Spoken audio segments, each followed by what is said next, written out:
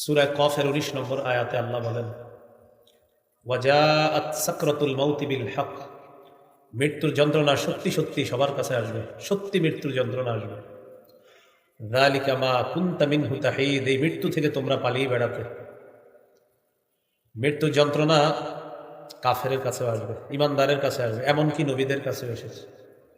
সূরা আনআমের ৯৩ নম্বর আয়াতে আল্লাহ বলেন, ওয়ালাউ তারা ইযিজ যালিমুনা ফি গামারাতিল মাউত, নবী আপনি যদি জালেমদেরকে দেখতেন, এখানে জালেমদের উদ্দেশ্য কাফের, আপনি যদি কাফেরদেরকে দেখতেন মৃত্যুর যন্ত্রণায় কিভাবে তারা ছটফট করে, তাদের ছটফটানি যদি আপনি দেখতেন।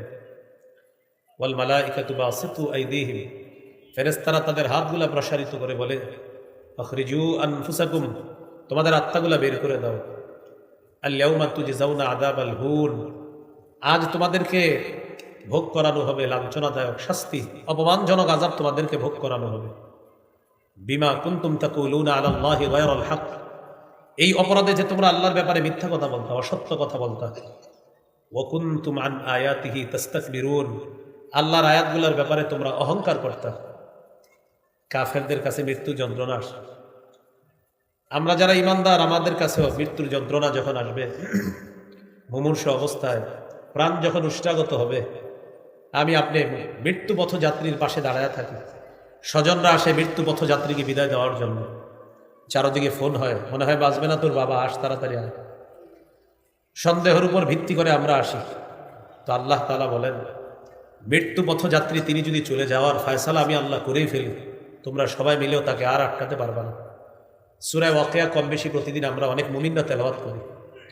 সূরা ওয়াকিয়ার ৮৩ থেকে ৮৫ নম্বর আয়াতে আল্লাহ বলেন, ফালাউলা ইযা বালাগাতিল হুলকুম ওয়া আনতুম হিনাইযিন তানজুরুন ওয়া নাহনু আকরাবু ইলাইহি মিনকুম ওয়ালাকিন লা তুবসিরুন। সেদিন মৃত্যু পথযাত্রীকে তোমরা সবাই মিলেও আটকাতে পারবে না, যখন তার প্রাণ উষ্ঠাগত হবে। ওয়া আনতুম হিনাইযিন তানজুরুন, তোমরা চেয়ে চেয়ে দেখবা সেদিন মৃত্যু পথযাত্রীকে। ওয়া নাহনু আকরাবু ইলাইহি মিনকুম ওয়ালাকিন লা তুবসিরুন, তোমাদের চেয়ে তার অধিক নিকটে আমি আল্লাহ, কিন্তু তোমরা তা দেখো না। সূরা কিয়ামা ২৬ থেকে ৩০ নম্বর আয়াত। ফজর নামাজে মাঝে মাঝে ইমাম সাহেবরা এই সূরাগুলো পড়ে দেখবে। কাল্লা ইযা বালাগাতিত তারাকিয়া ওয়া কিলা মান রাক ওয়া যান্না আন্নাহুল ফিরাক ওয়ালতাফাতিস সাকু বিস-সাক ইলা রাব্বিকা ইয়াওমাইযিনিল মাসাক। কাল্লা ইযা বালাগাতিত তারাকিয়া, প্রাণ যখন উষ্ঠাগত হবে, মৃত্যু পথযাত্রীকে কিছুতেই তোমরা আটকাতে পারবে না। ওয়া কিলা মান রাক, আশেপাশ থেকে বলা হবে ঝাড়ফুঁককারী কোথায়, এখানে উদ্দেশ্য ডাক্তার কবিরাজ কোথায়, অ্যাম্বুলেন্স আনো তাড়াতাড়ি, হসপিটালাইজড করতে হবে। অ্যাম্বুলেন্সে করে তাকে আমরা নিয়ে যাই, হসপিটালে ঢুকানোর 5 মিনিট আগে মারা গেছে, 10 মিনিট আগে মারা গেছে। তখন অনেকে আফসোস করে বলে, 5টা মিনিট আগে কেন হাসপাতালে আনলাম না, মানে 5 মিনিট আগে নিলে কি হইতো বলেন। মৃত্যুর পর এইগুলো আর বললেন না যে 5 মিনিট আগে আনলে ভালো হইতো। মৃত্যুর পর আর বললেন না ডাক্তার সাহেব আরো 10টা মিনিট আগে আসতে পারলেন না। মৃত্যুর শেষ আর কিছু বললেন না, তখন ইন্না লিল্লাহি ওয়া ইন্না ইলাইহি রাজিউন, নিশ্চয় আমরা আল্লাহর, আমরা সবাই আল্লাহর কাছে ফিরে যাব। এই দোয়া করলেন, আল্লাহুম্মা গফির লানা ওয়া লাহু ওয়ারহামহু ওয়ারহামনা মাআহু, আল্লাহ আমাদেরকে মাফ করেন, এই মৃত্যু ব্যক্তি যে তাকেও মাফ করে দেন, আল্লাহ তাকেও রহম করেন, তার সাথে সাথে আমাদেরকেও রহম করেন।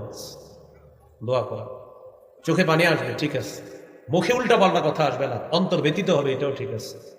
নবীজির সন্তান ইব্রাহিম রাদিয়াল্লাহু তাআলা আনহু, তার ইন্তেকালের সময় নবীজি তার দিকে তাকিয়ে বললেন, ইন্নাল আইনা তাদমা, নবীজির চোখ থেকে পানি পড়তেছিল। নবীজি বললেন, চোখ অশ্রু প্রবাহিত হয়, চোখে অশ্রু প্রবাহিত হয়।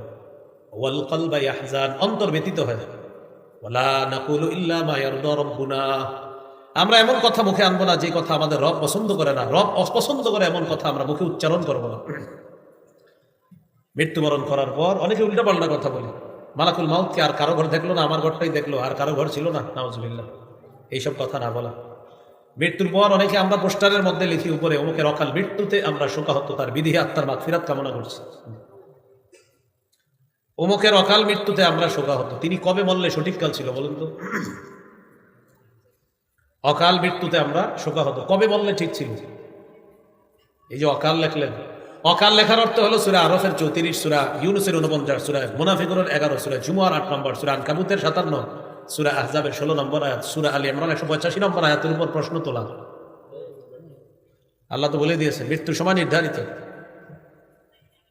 তাহলে অকাল মৃত্যু মানে যে এই কালে সঠিক হয়নি, তো কবে মরলে ঠিক ছিল বলেছে? এই জন্য অকাল মুখ দিয়ে বলা যাবে না, অকাল লেখা যাবে না। কোথাও লেখা থাকলে এটা ভদ্রতার সাথে মুছে দিব আমরা। তাহলে কি শিখলাম আমরা? কেউ মৃত্যুবরণ করলে মুখে উল্টাপাল্টা কথা বলা যাবে না, চোখে পানি আসা ঠিক আছে, শোকাহত হওয়া ঠিক আছে, অন্তর ব্যতীত হওয়া এটাও ঠিক আছে, ইন্না লিল্লাহি ওয়া ইন্না ইলাইহি রাজিউন বলা এটাও ঠিক আছে। ওমর ফারুক রাদিয়াল্লাহু তাআলা উনি যদি দেখতেন কারো মৃত্যুতে কেউ কান্না করে, কান্না করার সময় মুখ দিয়ে উল্টাপাল্টা কথা বলে, যদি দেখতেন মুখের ভিতর বালু ঢুকায় বসায় রাখতেন, কান্না করো মুখে যেন উল্টাপাল্টা কথা না আসে, বালু, বুখারীর বর্ণনা, বালু দিতেন মুখে, বালু। এক বর্ণনায় আসছে ইয়াদরিবু ফিহি বিল আসা, লাঠি দিয়ে মারতে নাই, এমন করে বলো, উল্টাপাল্টা কথা বলো না, কান্না করো ঠিক আছে, উল্টাপাল্টা কথা বলো না। তাহলে মৃত্যু পথযাত্রীকে কিছুতে আমরা আটকাতে পারবো না। কেউ মৃত্যুবরণ করার পর উল্টাপাল্টা কথা আমরা মুখে আনবো না। আল্লাহ আমাদেরকে হেফাজত করে। এইগুলো মৃত্যুর যন্ত্রণা। মৃত্যুর যন্ত্রণা রাসূলুল্লাহ সাল্লাল্লাহু আলাইহি সাল্লামের কাছে এসেছে, নবীজিও বলেছেন। সহিহ বুখারীর বর্ণনা 4449 নম্বর হাদিস, 4449 কত হয়? 4449। আয়েশা সিদ্দিকা রাদিয়াল্লাহু তাআলা আনহার বর্ণনা, তিনি বলেন ইন্না মিন নিআমিল্লাহি আলাইয়া, আল্লাহর নিয়ামত আমার ব্যাপারে, আমার উপর আল্লাহর নিয়ামত অনেকগুলো, নিয়ামতের মধ্যে উল্লেখযোগ্য দুটি নিয়ামত হলো এই আন্না রাসূলুল্লাহি সাল্লাল্লাহু আলাইহি ওয়াসাল্লাম তুওফিয়া ফি বাইতি ওয়া ফি ইয়াউমি ওয়া বাইনা সাহরি ওয়া নাহরি। আমার উপর আল্লাহর অনুগ্রহ, নবী আমার ঘরে, আমার দিনে, আমার থুতনিটার নিচে আল্লাহ রাসূল সাল্লাল্লাহু আলাইহি সাল্লামের মাথা মুবারক ছিল, আমার ঘরে, আমার দিনে, আমার শরীরের সাথে হেলান দেওয়া ছিলেন আল্লাহ রাসূল সাল্লাল্লাহু আলাইহি সাল্লাম। ওই অবস্থায় রাসূল ইন্তেকাল করছে। এটা একটা নিয়ামত। আরেকটা নিয়ামত আন্না রাসূলুল্লাহি সাল্লাল্লাহু আলাইহি ওয়াসাল্লাম ওয়া আন্না আল্লাহা জামা বাইনা রিকি ওয়া রিকিহি ইনদা মাউতিহি। রাসূলুল্লাহ সাল্লাল্লাহু আলাইহি সাল্লামের ইন্তেকালের সময় আমার থুতু আর নবীর থুতু মুবারক আল্লাহ একত্রিত করে দিয়েছেন। এটা কিভাবে করলেন? দাখালা আলাইহি আব্দুর রহমান ইবনে আবি বকর সিদ্দিক রাদিয়াল্লাহু তাআলা আনহুমা, আমার ভাই আবু বকর সিদ্দিক রাদিয়াল্লাহু তাআলা আনহুর সন্তান আব্দুর রহমান। তো আব্দুর রহমান যদি আবু বকর সিদ্দিক রাদিয়াল্লাহু তাআলা আনহুর সন্তান হয়, আম্মা জানের কি হবে? ভাই। আমার ভাই আব্দুর রহমান ঘরে ঢুকলেন, ওয়া আনা মুসনিদাতুন রাসূলুল্লাহি সাল্লাল্লাহু আলাইহি ওয়াসাল্লাম, আমি নবীজিকে আমার সাথে হেলান দিয়ে অবস্থায় রেখেছিলাম। তো আমার ভাই ঘরে ঢুকলেন, ওয়া বিয়াদিহি আস-সিওয়াক, আমার ভাইয়ের হাতে একটা মেসওয়াক ছিল। রাসূলুল্লাহ সাল্লাল্লাহু আলাইহি সাল্লাম মেসওয়াকের দিকে তাকিয়ে রইলেন। এবার আমি রাসূলুল্লাহ সাল্লাল্লাহু আলাইহি সাল্লামকে জিজ্ঞাসা করলাম, আখুযুহু লাকা ইয়া রাসূলুল্লাহ, হুজুর মেসওয়াকটা কি আপনাকে এনে দিব? মানে নবী মেসওয়াকের দিকে তাকায় আছে। আমি বললাম, আমি কি মেসওয়াকটা আপনাকে দিব? কথা বলতে কষ্ট হচ্ছিল। তখন নবীজি ফাশারা বিরাসিহি নাআম, মাথা নাড়িয়ে বললেন হ্যাঁ, মেসওয়াকটা দাও। ফাখাসতুহু, মেসওয়াকটা আমি নিলাম। নেওয়ার পর ফাতানাওয়ালতুহু, মেসওয়াকটা আল্লাহর রাসূলকে আমি দিলাম। ফাশতাদ্দা আলাইহি, রাসূলুল্লাহ সাল্লাল্লাহু আলাইহি ওয়াসাল্লাম যখন মেসওয়াক করবেন, মেসওয়াকের একটা অংশ নরম থাকা লাগে। নরম না থাকার কারণে শক্ত জায়গাটা নিয়ে মেসওয়াক করতে আল্লাহর রাসূলের কষ্ট হচ্ছে। নবীজিকে আমি জিজ্ঞাসা করলাম, উলাইয়িনুহু লাকা ইয়া রাসূলুল্লাহ, হুজুর আমি কি মেসওয়াকটা নরম করে দিব? মাথা নাড়িয়ে বললেন হ্যাঁ, মেসওয়াকটা নরম করে দাও। ফালাইয়ানতুহু, আমি মেসওয়াক নরম করলাম। এবার দেখেন, আমি যখন মেসওয়াক নরম করলাম, আমার দাঁতে নবীর মেসওয়াকটা আমি লাগাইলাম। ওই মেসওয়াকে আমার দাঁত লাগানোর কারণে, নরম করার কারণে আমার থুতু মেসওয়াকে লাগছে। এবার নবীজিকে দিলাম, নবীজি সাল্লাল্লাহু আলাইহি সাল্লাম মেসওয়াক করলেন। এবার নবীর থুতু মুবারক মেসওয়াকে লাগছে। মেসওয়াক নামক সুন্নতের বরকতে আমার আর নবীজির থুতু মুবারক মৃত্যুর সময় আল্লাহ তাআলা একত্রিত করে দিয়েছেন। তো এইভাবে আমার থুতু আর নবী, ভাই আওয়াজ বাড়ান না তো, এই মাইকম্যান ভাই আওয়াজ বাড়ে কেন তো বারবার? বাইরের আওয়াজ বাড়ান না তো। রাসূলুল্লাহ সাল্লাল্লাহু আলাইহি সাল্লামের স্ত্রী আয়েশা সিদ্দিকা রাদিয়াল্লাহু তাআলা, আওয়াজ কমান, আওয়াজ বলছে কমাইতে। মানে এটা ওনারও দোষ নাই, সব আলোচকরা আওয়াজ বাড়াইতে বলে, কিন্তু পুরো উল্টা। আমি আওয়াজ যত কমাবে না তত, আর আওয়াজ না কমালে তো মাইক খালি পিছনে নিব। আওয়াজ কমাইতে হবে। আওয়াজ আওয়াজ বাড়ানোর তিনটা উপকারিতা বলেন যদি কেউ পারেন। তিনটা উপকার বলেন। উপকার দুইটা বলেন কেউ পারলে, একটা উপকার বলেন কেউ পারবে না। আওয়াজ না বাড়ানোর 1000 উপকারিতা আমি বর্ণনা করতে হবে। ব্যাস এতটুকুই থাক। যতটুকু বললাম যে আওয়াজ বাড়ানোর উপকারিতা কেউ যদি পারেন আমার জানা দেন। কমানোর উপকারিতা কয়টা আছে আমি আপনার লিস্ট ধরাই দিই। আল্লাহ আমাদেরকে বুঝার তৌফিক দান করেন। আয়েশা সিদ্দিকা রাদিয়াল্লাহু তাআলা আনহা বলেন, আমার থুতু আর রাসূল সাল্লাল্লাহু আলাইহি সাল্লামের থুতু মুবারক আল্লাহ মেসওয়াক সুন্নত, এই সুন্নতের বদৌলতে আল্লাহ এক করে দিয়েছে। 5 ওয়াক্ত নামাজে আজকে সাধারণ জনগণ আছেন যারা 5 ওয়াক্ত নামাজে মেসওয়াক করছেন, এমন একজন আছেন 5 ওয়াক্ত নামাজে, 5 ওয়াক্ত আজকের 5 ওয়াক্ত নামাজে। হ্যাঁ,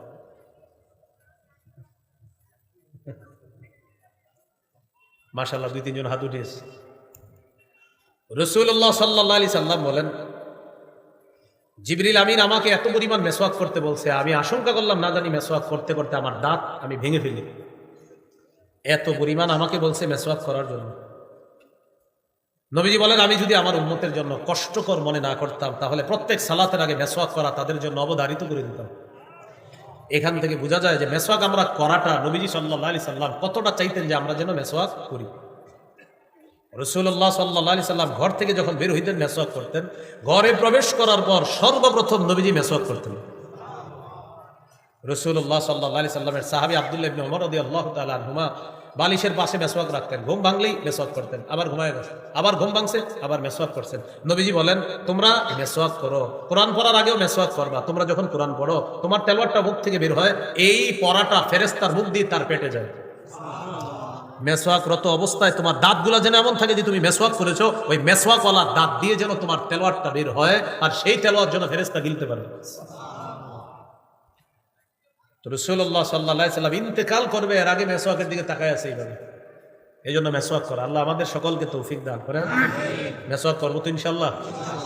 মেসওয়াক করবেন 3 জায়গায় মেসওয়াক রাখবেন, গাড়ি, বাড়ি, কর্মস্থল। কয় জায়গায়? 3 জায়গায়, গাড়ি, বাড়ি, কর্মস্থল। গাড়িতে রাখবেন, বাড়িতে রাখবেন, কর্মস্থলে রাখবেন। এই 3 জায়গায় মেসওয়াক রাখবেন। আমি যেটা দিয়ে চলাফেরা করি আপনারা কেউ চেক করতে পারেন। এখন গিয়ে আমার সামনের যে সিটটা ওখানে 3টা মেসওয়াক আছে। কয়টা? কেউ নিয়েন না পারবে, 3টা দিয়ে আমি করি। ওখানে রাখা আছে, আপনি দেখতে পারেন। গিয়ে তো বলছিলাম মেসওয়াক করা। আল্লাহ তৌফিক দান করেন। রাসূলুল্লাহ সাল্লাল্লাহু আলাইহি সাল্লামের পাশে পানি রাখা, পানির মধ্যে হাত দিলেন। হাত দেওয়ার পরে এইভাবে মুছতেছে চেহারা, ইয়ামসাহু বিহিমা ওয়াজহা, চেহারা মুবারক মুছতেছে। মুছতে মুছতে বলতেছে, লা ইলাহা ইল্লাল্লাহ ইন্না লিল মাউতি সাকারাত। নবীজি বললেন, লা ইলাহা ইল্লাল্লাহ। এটা বলার পর বললেন, আয়েশা মৃত্যুর খুব যন্ত্রণা। নবীজি লা ইলাহা ইল্লাল্লাহ বলার পর বললেন, আয়েশা মৃত্যুর খুব যন্ত্রণা। কি বললেন? আয়েশা মৃত্যুর খুব যন্ত্রণা। না সবাইয়াদাহু, হাতটা উপরে উঠাইলেন। উঠানোর পর বললেন, আল্লাহুম্মা ফির রাফিকিল আ'লা। এইভাবে হাত উঠায় বললেন, আল্লাহ সর্বশ্রেষ্ঠ বন্ধু সান্নিধ্যে আমি চলে যেতে চাই। এটা হলো মূল অনুবাদ। আল্লাহুম্মা ফির রাফিকিল আ'লা, হে আল্লাহ, ফির রাফিকিল আ'লা মানে আমাকেও সর্বশ্রেষ্ঠ উত্তম বন্ধুর অন্তর্ভুক্ত করে নেন, মানে আল্লাহ আমি আপনার কাছেই চলে যেতে চাই। হাদিসে আসছে, আম্মাজান বলেন যে নবীজি সাল্লাল্লাহু আলাইহি সাল্লাম আমাকে বলেছিলেন, কোন নবী ইন্তেকালের সময় তাকে তার জান্নাতের আসনটা দেখিয়ে বলা হয় যে আপনি কি জান্নাতে যাবেন না আরো কিছুদিন দুনিয়াতে থাকবেন, তাকে স্বাধীনতা দেওয়া হয়। দেওয়ার পর ওই নবী যেটা ইচ্ছা গ্রহণ করতে পারে। তো আম্মাজান বলেন যে নবীজি যখন বলেছিলেন এটা, তখন মনে হয় নবীজি তখন জান্নাত দেখতেছিলেন আর সেটাই গ্রহণ করেছেন। হ্যাঁ আল্লাহ আমি আপনার কাছে চলে যেতে চাই। এটা বলার পর মালাত ইয়াদুহু, হাতটা হেলে পড়লো জমিনে। আমি বুঝতে পারলাম আল্লাহ রাসূল বিদায় নিছে। তো আমার পুরো হাদিস শোনানোর উদ্দেশ্য কি বলেছিলেন? আয়েশা মৃত্যুর খুব যন্ত্রণা, আয়েশা মৃত্যুর খুব যন্ত্রণা। এটা হলো রাসূল সাল্লাল্লাহু আলাইহি সাল্লামের মৃত্যুর ব্যাপারে বিশুদ্ধ বর্ণনা।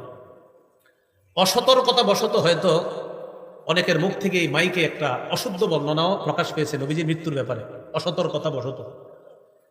এই বর্ণনাগুলো কিভাবে আসছে? হয়তো কোনো বইয়ের মধ্যে লেখা ছিল, ওই বই হয়তো কেউ পড়েছে, পড়ার পর মাইকে বলে ফেলেছে, আর এটাই প্রকাশ পেয়ে গেছে, সমাজের মধ্যে ছড়ায় পড়ছে, আর আমরা ওইটাকে সত্য বলে মনে করে নিয়েছি। সেই ঘটনাটি হলো এই, যেমন অনেক সুন্দর করে বলা হয় যে ইন্তেকালের সময় মালাকুল মাউত আসছে। আসার পর মালাকুল মাউত আল্লাহর কাছ থেকে অনুমতি নিয়েছে, আল্লাহ আমি কি যাবো আপনার হাবিবের কাছে? তো তিনি একজন গ্রাম্য ব্যক্তির রূপ ধারণ করে আসছে। কার রূপ? গ্রাম্য ব্যক্তির রূপ ধারণ করে আয়েশা বলতেছে, আমি কি যাবো আপনার কাছে, আপনার নবীর কাছে আমি যাবো? মালাকুল মাউত সাবধান, নবী অনুমতি না দিলে তুমি ঢুকবা না, আল্লাহ নাকি এগুলো বলছে। হ্যাঁ, তো পরে নাকি মালাকুল মাউত অনুমতি চাইছে। এই সেই লম্বা হিস্টোরি, আমি পুরাটা বলতে পারতেছি না, আর পুরাটা বলাই দরকার কি? ফাও ফাও। তো এরকম একটা হিস্টোরি শোনানো হয়। যে মালাকুল মাউত এক গ্রাম্য ব্যক্তির রূপ ধারণ করে আসছে, এবং আপনারা হয়তো ইতিমধ্যে অনেক পানি ফেলাইছেন চোখের, যে আসলে এরকম টোটাল বর্ণনাটা জাল বর্ণনা। হ্যাঁ, এই বর্ণনাটি জাল করেছেন পৃথিবীতে যিনি সর্বপ্রথম, তার নাম আব্দুল মুনিম ইবনে ইদ্রিস। কি নাম? আব্দুল মুনিম ইবনে ইদ্রিস নামে এক ব্যক্তি এই জাল বর্ণনাটি পৃথিবীতে সাপ্লাই দিয়েছে। আর এই জাল বর্ণনাটি আস্তে আস্তে হয়তো আমাদের বাংলাদেশের কোনো চটি বইয়ের মধ্যে ঢুকে গেছে, আর ওই বই পড়ার পর হয়তো কেউ মাইকেও বলে ফেলেছে, আর আমরাও মনে করে নিয়েছি এটাই মনে হয় সঠিক। হ্যাঁ, তাহলে মালাকুল মাউত গ্রাম্য ব্যক্তির রূপ ধারণ করে আসছে, আসার পর আল্লাহরে বলছে, আল্লাহ আমি কি যাবো? সাবধান মালাকুল মাউত, অনুমতি ছাড়া কিন্তু আমার হাবিবের কাছে যাবা না। হ্যাঁ, এই সেই বলা হয়। তো এই টোটাল বর্ণনাটা কি? জাল বর্ণনা, অশুদ্ধ বর্ণনা। আব্দুল মুনিম ইবনে ইদ্রিস নামে এক ব্যক্তি সর্বপ্রথম এই জাল বর্ণনা পৃথিবীতে সাপ্লাই দিয়েছে। তাহলে এই অশুদ্ধ জাল বর্ণনা এটা আর শুনবেন না ভবিষ্যতে, এবং অন্য কেউ যদি বলে ভদ্রতার সাথে বলে দিবেন এই বিষয়টা সঠিক না। আল্লাহ হেফাজত করেন। মুসা আলী সালাতামের একটা ঘটনা আলোচনা করতে গিয়ে তখন বলা হয় আর কি এরকম, যে মালাকুল মাউত মুসা নবীর কাছে আসছে, আসার পর মুসা নবী কি করছে? একটা থাপ্পড় দিছে। এটা বিশুদ্ধ বর্ণনা। বলেন এই বর্ণনাটা কি? এটা বুখারীতে আছে। মুসা নবী মালাকুল মাউতকে থাপ্পড় দিছে, এটা বুখারীতে আছে বর্ণনাটা। এই মুসা নবীর বর্ণনাটা শোনাইতে গিয়ে তখন আমাদের নবীর ব্যাপারে ওই জাল বর্ণনাটা শোনা দেয়, যে ভাই মুসা নবী তো মালাকুল মাউতকে থাপ্পড় দিয়ে দিছে, কেন? অনুমতি না জানি কি ইত্যাদি বলে এটার কারণে। কিন্তু মুসা নবী যে থাপ্পড় দিছে এটা বিশুদ্ধ বর্ণনা। এটা বলতে গিয়ে বুঝাই কি, যে মালাকুল মাউত আমাদের নবীর কাছে যখন আসছে অনুমতি ছাড়া আসতে পারে নাই, এই সেই লম্বা একটা হিস্টোরি শোনায়, গ্রাম্য ব্যক্তির রূপ ধারণ করে আসছে। তাহলে এই বর্ণনাটি জাল বর্ণনা। আর মুসা নবী যে থাপ্পড় দিছে মালাকুল মাউতকে, এটা বিশুদ্ধ বর্ণনা। আরেকটি বর্ণনা আপনারা শুনেন মৃত্যুকে কেন্দ্র করে। ফাতেমা রাদিয়াল্লাহু তাআলা আনহা ইন্তেকাল করলেন। ইন্তেকাল করার পর ফাতেমা রাদিয়াল্লাহু তাআলা আনহার লাশ কোথায় রাখলো? কবরে। লাশ রাখার পরে একটু খুব বন্ধ দিয়ে শোনেন, আবু যর গিফারি রাদিয়াল্লাহু তাআলা কবরকে লক্ষ্য করে বলছে, কবর তুমি কি জানো কাকে রেখে গেলাম? কবর কোনো কি দেয় না, জবাব দেয় না। তো কবর কোনো জবাব দেয় না, তারপর কি করছে? কবরে বলছে, কবর আলীর স্ত্রীকে তোমার মাঝে রেখে গেলাম। নাউজুবিল্লাহ বলেন। আচ্ছা, এরপরে যখন কবর জবাব দেয় না, তখন বলছে, কবর জানো কাকে রেখে গেলাম? হাসান হুসাইন রাদিয়াল্লাহু আনহুমা, তাদের মাকে রেখে গেলাম। কবর জবাব দেয় না। তিন বর্ণনা এগুলো। হ্যাঁ, তো না দেওয়ার পরে কবরে বলতেছে, কবর জানো কি? শুনছেন এটা? হ্যাঁ, দেখছেন। হ্যাঁ, পরে বলছে, কবর জানো কাকে রেখে গেলাম? মুহাম্মদ রাসূলুল্লাহ সাল্লাল্লাহু আলাইহি সাল্লামের কন্যাকে রেখে গেলাম। তখন নাকি কবর জবাব দিচ্ছে। তখন কবর বলছে যে আমি কবর মানে ইত্যাদি ইত্যাদি, আরো যাও, আমি এটা কি করবো আর বলেন। এটা হলো ভিত্তিহীন বর্ণনা। কি বর্ণনা?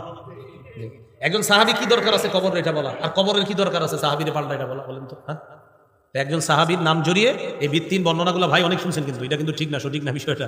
হ্যাঁ, আমরা তাহলে এগুলো বলবো না, শুনবো না। বিশুদ্ধ বর্ণনা কি? ফাতেমা রাদিয়াল্লাহু তাআলা আনহা ইন্তেকাল করছেন, হযরত আলী তার স্বামী জানাজা পড়াইছেন, তিনি তাকে দাফন করছেন। বাস বিশুদ্ধ বর্ণনা। লম্বা হাদিস আছে বুখারীতে।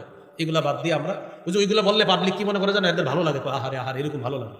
তো এরকম আপনারা কিন্তু শুনেন না, এইগুলো আপনার ভিত্তিহীন বর্ণনা। তাহলে বলেন তো, আমাদের নবীজি ইন্তেকালের আগে মেসওয়াক করেছেন, এগুলো হলো কি? বিশুদ্ধ বর্ণনা। আমাদের নবীর কাছে মালাকুল মাউত গ্রাম্য ব্যক্তির রূপ ধারণ করে আসছে, আইসা এই অনেক ঘটনা শোনা, এটা হলো জাল বর্ণনা। মুসা নবী মালাকুল মাউতকে থাপ্পড় দিছে, বিশুদ্ধ বর্ণনা। আবার এই বর্ণনাগুলো করতে গিয়ে তখন বলা হয় ফাতেমা রাদিয়াল্লাহু তাআলা আনহাকে কবরে রাখার পর আবু যর গিফারি এই প্রশ্ন ওই প্রশ্ন করছে। এটা কি বর্ণনা? ভিত্তিহীন বর্ণনা। আল্লাহ আমাদেরকে হেফাজত করুন।